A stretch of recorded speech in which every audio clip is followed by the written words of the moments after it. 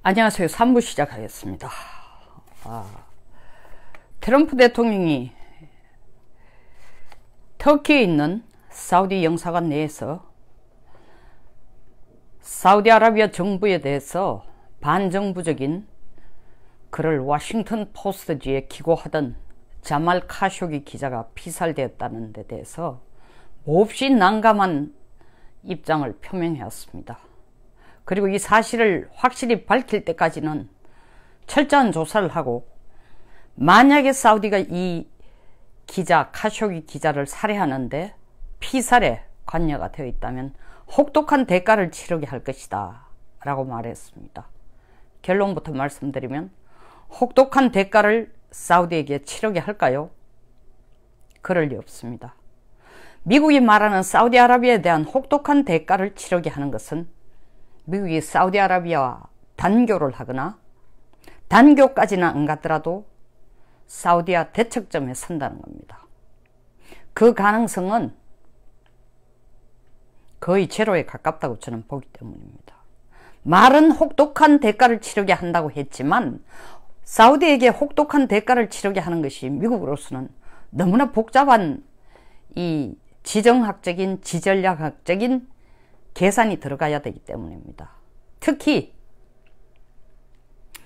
트럼프 대통령이 오바마 정부와 색깔을 달리하고자 하는 것이 대중동 정책인 것이라는 것, 대중동 정책이라고 유추해 볼 수 있는 게, 지난 12월 크리스마스 즈음 그 전에 유엔을 통해서 유엔 참여국 모든 국가가 다 반대한 예루살렘을 이스라엘의 수도로 인정해 주는 걸 미국은 밀어붙이고, 한 수 더 나아가서 텔아비브에 있는 미국 대사관을 이스라엘로, 예루살렘으로 이전했습니다. 그리고 샴페인을 터뜨리고, 이와 동시에 예루살렘 대사관 바깥에 있는 모든 아랍 국가들은 각각의 이유로 트럼프에 대해서 원망과 비난과 폭동과 10명의 사상자까지 났습니다. 예루살렘이란 곳은 아주 독특한 곳이기 때문입니다. 유대교, 기독교, 이슬람교, 거의 세계 3, 4대 종교의 중에서 세 종교의 성지입니다. 서로가 이것이 자기들의 성지라고 주장하는데,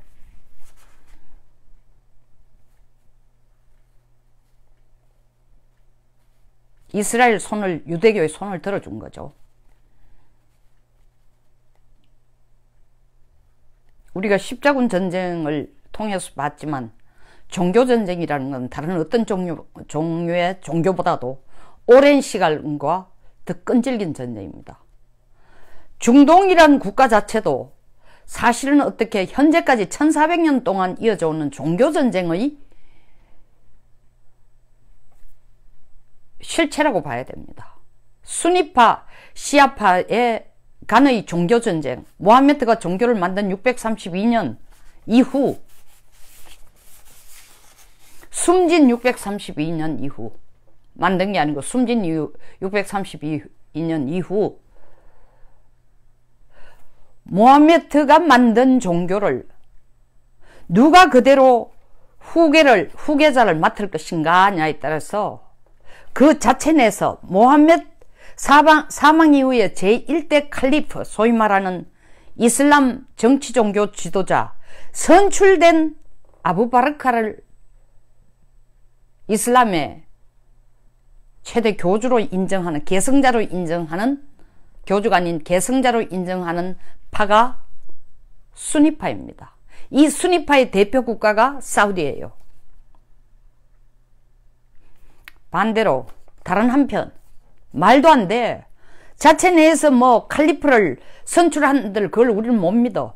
진짜 계승자는 누구냐? 모하메드가 혈통으로 연결된 사촌인 동시에 사위인 이맘 알리가 진짜 이슬람의 계승자야 라고 주장하는 것이 시아파예요.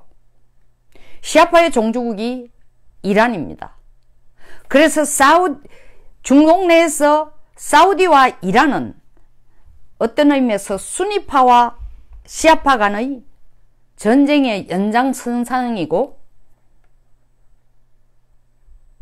수니파와 시아파를 대표하는 각각의 중동에서의 종주국이라고 볼 수 있습니다. 숫자적으로는 수니파가 압도적으로 많아요. 거의 한 90% 가까이가 된다고 합니다. 그러나 숫자적으로 시아파가 적지만 실질 단일 국가의 군사력으로는 중동에서는 이란이 가장 강력합니다. 제가 그저께 방송하면 사우디아라비아가 세계 군사력이 4위라 했는데 군사력이 아니고 제가 말을 실수를 했습니다. 알면서 군사비입니다. 군사비 미국 1위. 군사비로 보면 2위가 중국이지만 군사력은 러시아가 세계 2위입니다.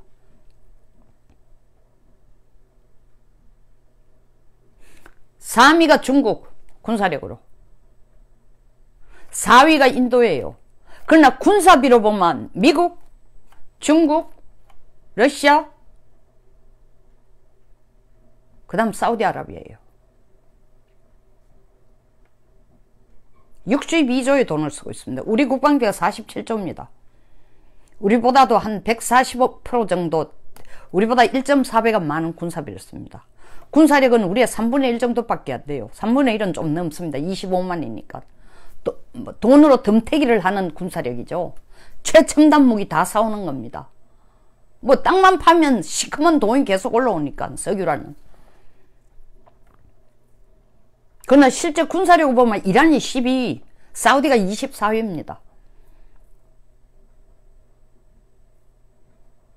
왜 예루살렘을 이스라엘의 수도로 인정해주고 예루살렘의 텔아비브에 있던 미국 대사관을 예루살렘으로 이전한 것이 그렇게 중요할까? 아주 중요합니다. 미국이 중동에 대해서 관심을 갖는 이유는 두 가지였습니다. 냉전시대 때에 소련이 중동을 장악하고 있던 그 소련에 대해서 대응할 수 있는 세력을 확장하기 위해서 중동에 대해서 적극적인, 옛날부터 중동에 대한 관심을 가졌습니다. 얼마나 옛날? 가까이 거슬러 오면 미 독립 시절 때부터 중동이 미국 무역의 20%를 차지했어요. 미국의 대외 무역에. 그러나 그때는 석유의 중요성을 몰랐습니다. 2차 세계대전 이후에 석유라는 것이 세계를 제패하기 위해서 최강국의 군사국이 되고 최강국의 경제력이 되기 위해서는 석유가 없이, 에너지가 없이는 안 된다는 걸 미국이 알게 됐습니다. 물론 거기에 여러 가지 이유가 있지만 가장 재밌는 이유 중에 하나가 펄하버, 일본의 미국의 펄하버 공격이 어떻게 된 겁니까? 이유가 뭡니까? 일본에게 석유 공급 안 하겠다 하니까 전쟁을 계속할 수 없다는 두려움 때문에, 항복하지 않으면 안 된다는 두려움 때문에 일본은 펄하버를 진주만 공격한 겁니다. 어쨌든 석유의 중요성을 너무나 강하게 강하게 인식하게 된 미국은 2차 세계대전 이후부터 중동에 대한 개입, 관심이 커졌습니다. 특히 냉전 때도 그랬지만 탈냉전 이후에는 더 적극적이었습니다. 냉전 기간 동안에도 중동의 여러 가지 활동을, 예를 들면 지미 카터 같은 경우 중동 소위 말하는 이스라엘 팔레스타인 평화 토크 이런 거에 참여해가지고 노벨 평화상까지 협정해 준다고. 또 90년은 이라크와 쿠웨이트의 전쟁에 미국이 직접 개입했습니다. UN 평화유지군이 아니고 다국적군으로 대표국으로 MNF라고 멀티내셔널 포스에서 가서 전쟁을 치러줬습니다. 그 후 2001년 9.11 테러 이후 2016년 이라크, 아프가니스탄에 있는 미군을 완전히 철수할 때까지 15년간에 걸쳐서 미국은 약 1조 6천만 달러. 1조 6천만 달러 같으면 얼마죠? 딱 대한민국 1년 총 생산량입니다. 그만큼 돈을 썼어요. 그리고 약 7천여 명, 6,900명의 미군이 죽었습니다. 그 전쟁, 이라크와 아프가니스탄 전쟁에서. 그런데도 사실은 빈라덴을 사살하는 것 외에는 중동에서 완전하게 테러를 뿌리 뽑지 못했습니다. 오바마는 철수했어요. 빈라덴 죽이는 것으로 중동에서의 테러 전쟁 끝났다. 그리고 오바마는 어느 쪽으로 눈을 돌렸어요? 아시아로 눈을 돌려 Pivot to Asia, 아시아로의 회귀 정책을 시작했습니다. 중동 더 이상 가치 없어. 그거 신경 쓸 필요 없어. 왜냐하면은 중동은 돈 들인 만큼 생기는 게 없는 나라야. 우리가 그 많은 미군의 생명을 날리고 그 어마어마한 돈을 썼음에도 중동에서는 테러를 완전히 끝낼 수도 없고 분쟁을 영원하게 해결하는 것도 불가능하다는 것을 오바마는 인식했기 때문에 다 철수했어요. 그리고 오바마의 중동 정책이 어떤 식으로 포커스가 맞춰졌냐면 상당히 실리주의, 실용주의예요. 실리주의, 실용주의라는 뜻은 여기에서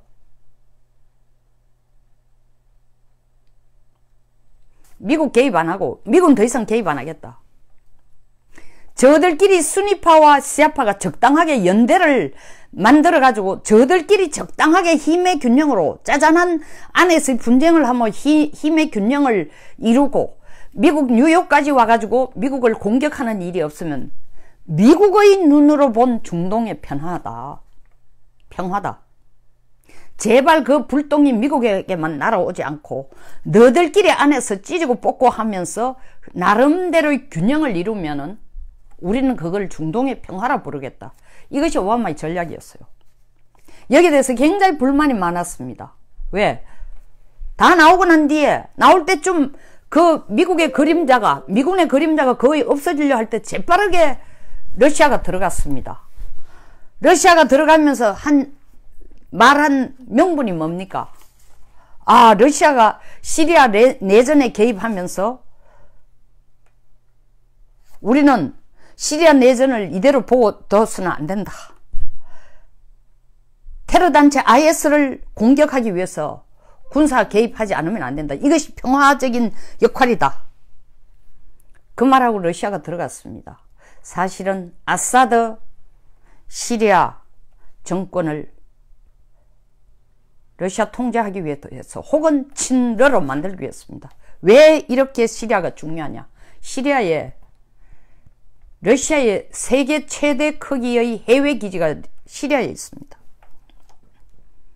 뿐만 아니라 러시아는 IS 공습에 이라크 북동부 지역을 다 잃은 이라크에게 IS 공습을 해줌으로써 이라크인들에게 북동부를 잃은 이라크인들에게 자기 땅을 다시 찾게 해준 기회를 만들어줬다고 이라크는 러시아를 대환영했습니다.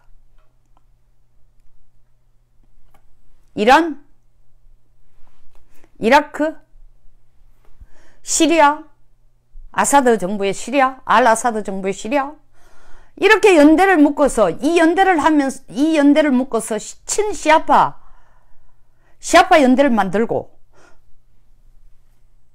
러시아가 자기 편으로 끌어들이니까 수니파들이 아주 긴장했습니다. 그리고 수니파, 아까 제가 말씀드렸죠. 수니파의 대표적인 사우디아라비아 혹은 터키 같은 데가 뭐 하는 거야? 미국은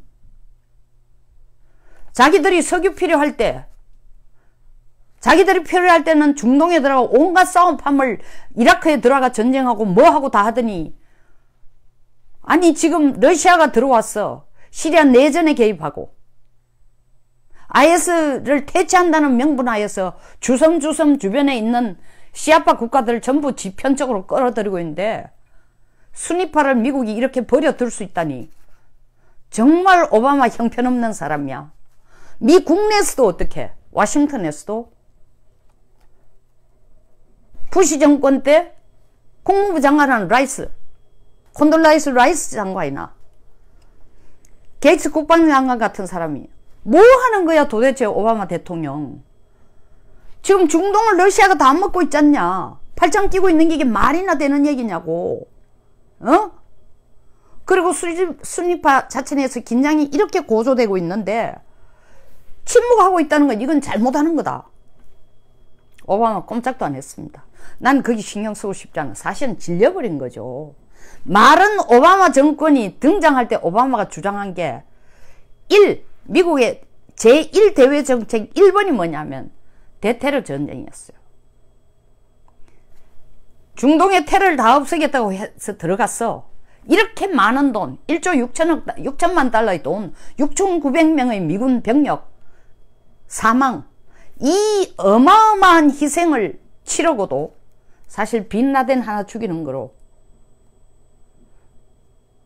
미군 철수하고 난 뒤에 중동은 더 불안해지기 시작한 게 사실입니다. 그리고 이란의 파워가 급격하게 커진 겁니다. 이란 핵합의가 왜 나왔냐 하면 오바마 때 만들었죠. 이란 핵합의는 오바마 나름대로의 생각이 중동에서의 어떤 힘의 균형, 힘이라는 건 뭐 미국과 러시아의 개입의 힘의 균형도 있지만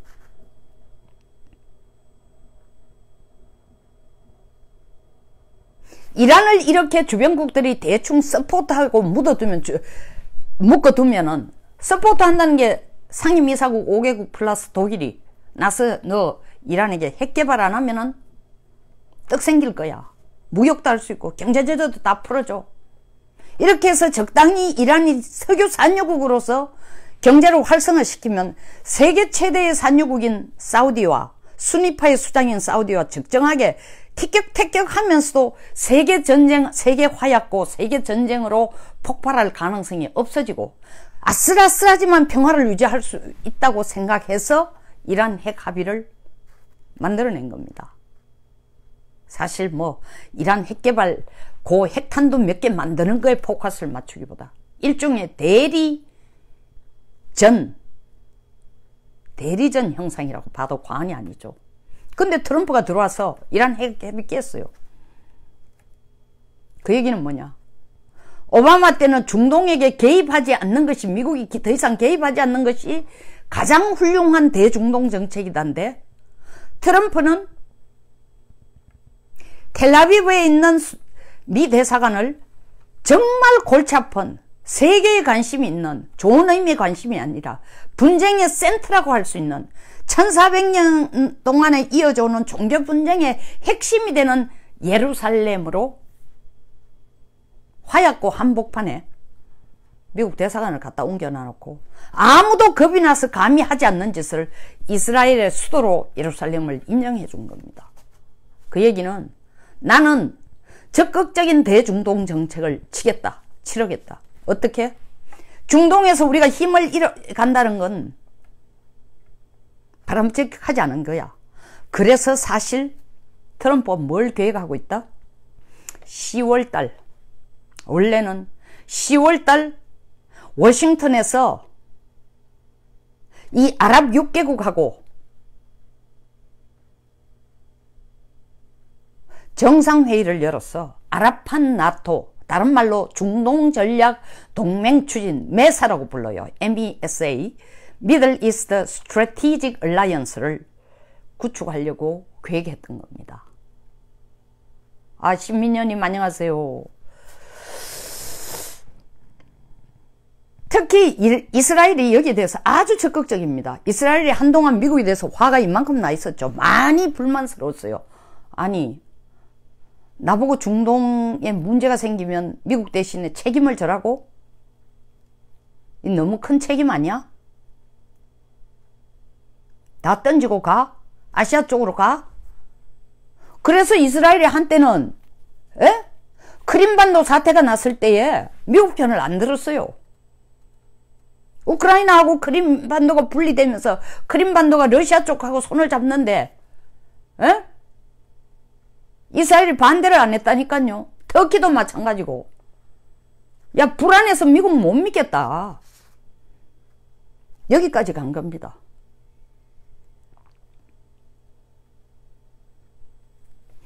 이렇게 제가 장황하게 설명하는 이유는 가말 카쇼기 기자, 터키에서, 물론 사우디 영사관 아니지만 터키에서 살해당했는데 터키가 들고 난리를 치는 이유가 그 기자에 대한 사랑 때문도 아니고 전략적으로 그 사건을 미국에 대한 압박으로 활용하자는 겁니다. 왜? 최근에 터키는 시리아 내전이 터졌을 때도 러시아는 발급하게 들어왔어. 시리아 정부 쪽에 손을 잡고 이란과 손을 잡는데 미국은 콧방귀도 안 끼고 있으니 터키가 슬그머니 러시아 쪽으로 손을 잡은 거예요.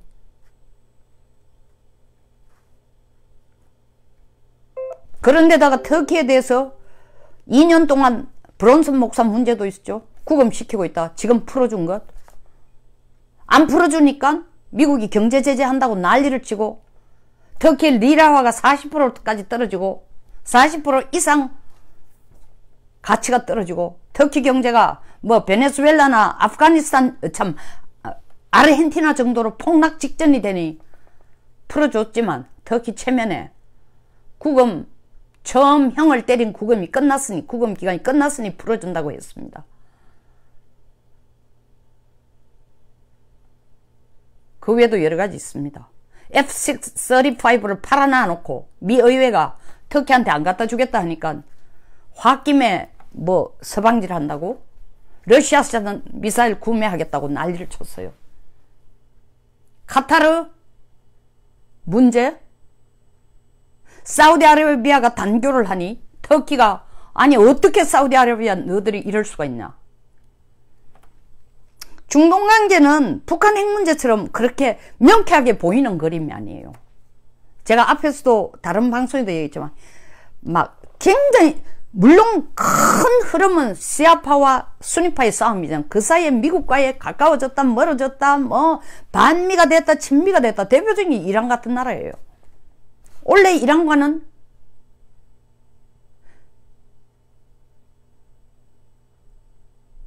(1955년에) 만들어온 이래로 이때까지 작동하던 미-이란 친교관계를 끊었습니다. 의도적이죠. 사실은 미국이 핵 합의를 깨면서 그것까지 깼어요. 울고 싶은데 이란이 뺨 때려준 거예요. 미국이 울고 싶은데 어떻게? 인도적인 물품의 지원 같은 것도 핵 합의를 결렬시키면서 미국이 옛날에 미국이 적용했던 대이란 제재로 되돌아가겠다고 하고 있으니 뭐든지 다 안 된다 하니까 이란이 아니 이럴 수가 있냐 하고 국제사법재판소에 제소를 했는데 사법재판소에서 땅 미국 나빠 욕하는데 미국이 콧방귀도 안 끼고 있으니 해보려면 해봐라. 자, 이런 대척점을 만들어서 중동전략 동맹 추진을 10월 달에 워싱턴에서 논의하고자 하는 것은 너희들 6국가 똘똘 뭉쳐가 순위파 국가들이 똘똘 뭉쳐서 친이란 친시아파 동맹에 맞서라. 거기에 수장으로 중동전략 동맹 추진 수장으로 사우디 네가 책임져라. 돈도 많고 세계 최고의 석유 생산국이니까 뭐 미국이 매일 88만 배럴을 수입한다는데 매일 사우디아라비아는 1000만 배럴을 생산합니다.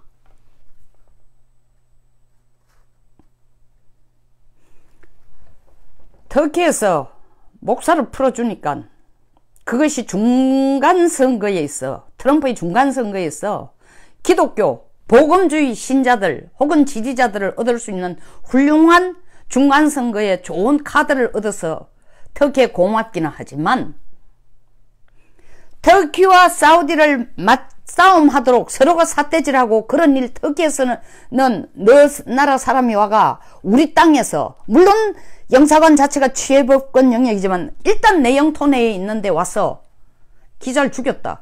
이거 인권에 위배되는 거 아니냐? 라고 터키가 나오고 사우디는 웃기지만 우리는 모르는 일 근데 지금 뭐 CCTV나 이런 거 나오는 거 보면 죽인 건 100% 확실한 겁니다. 대통령까지 불행히도 그런 것 같아. 매우 안타깝지만 매우 나쁘다. 그럼에도 불구하고 사실을 인정했습니다. 근데 빈살만 왕세자, 빈살만이 누구냐? 사우디아라비아에서 개혁하겠다고 그냥 200명 정도 모가지 팍팍팍. 그 왕가가 너무 많으니까 일부 다체제주의니까 뭐 넣으면 다 왕족 아버지로부터 태어나면 다 왕세자예요. 다 처형하고 개혁하겠다고 나가고 오바마 때에 별로 가깝지 않았던 정책을 트럼프에 들어와서 빈살만이 3월 달에 실권자로 취임하자마자 트럼프를 찾아와가 1100억 달러 무기 사겠다. 1100억 달러 110조예요. 지금 사우디아라비아가 연간 한 180억 달러, 200억 달러 20조 내지 23조의 무기를 사가는 것만 해도 미국으로서는 자기들 무기 파는 거에 4분의 1을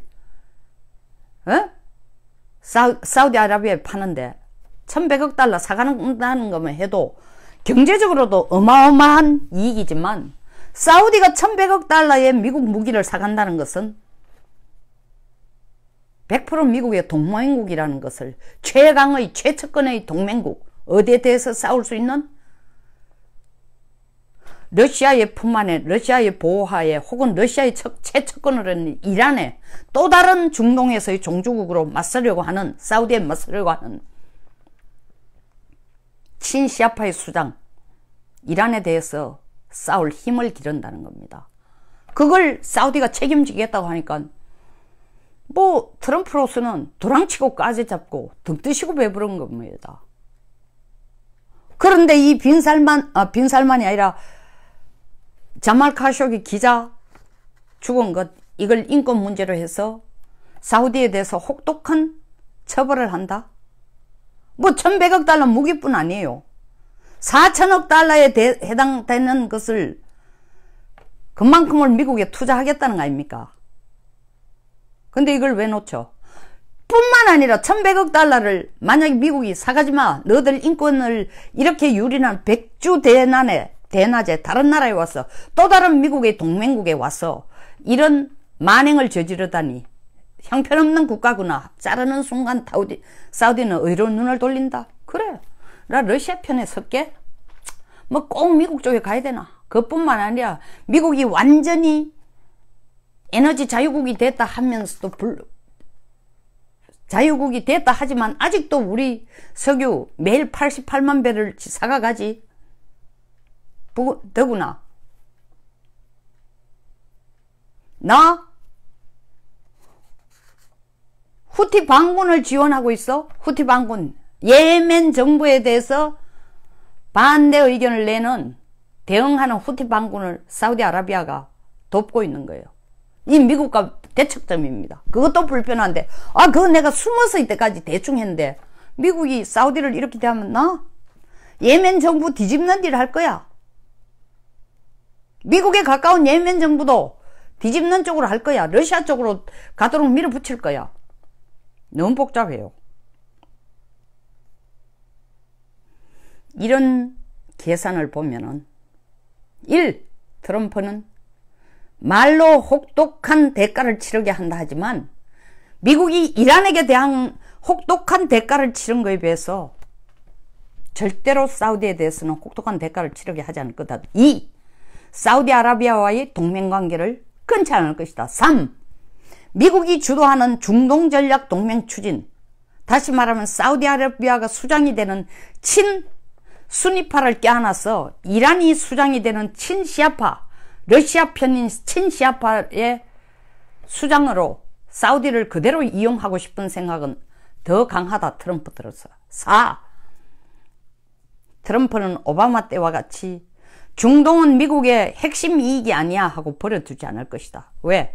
중국이 지금 중동에는 못 들어오니까 들어오려고 1대1도를 하지만 한계가 있고 그 밑에 있는 아프리카의 온갖 공을 다 들이니까 다시 중동 지역은 내가 확고하게 지켜야 아프리카에서 뭐 가가지고 같이 중국에 가서 뭐 다리를 놔주고 철로를 놔주고 같이 굶어 죽던 빚쟁이로 주저앉던 간에 중동을 확고하게 지켜야 러시아도 견제하고 중국도 견제할 수 있다. 그들의 팽창을. 이유 때문에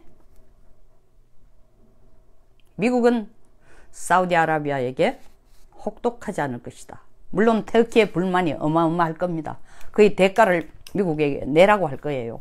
그럼에도 불구하고 사우디아라비아를 미국의 가장 가까운 중동의 동맹국으로 끌어갈 트럼프의 계산에는 차질이 없을 거다. 여기서 마치겠습니다. 복잡한 중동 전략입니다. 북핵처럼 그렇게 심플하지가 않아요. 심플하다는 게 해결 방법은 심플하지 않지만 북핵 문제 논점이 굉장히 뚜렷해요. 그리고 누가 적이고 누가 아닌 게 확실히 그림이 나와 있지만 중동은 시시각각 바뀌는 데입니다. 그리고 더구나 그게 종교전쟁의 연장이라는 게 아주 골치 아픈 거예요. 중동에 대한 개발적인 중동에 대한 미국 정책의 트럼프 정부의 대중동 전략에 대한 조금이라도 이해에 보탬이 됐다면 좋아요. 그리고 구독 버튼과 많은 공유 부탁드립니다. 감사합니다. 김택수 님도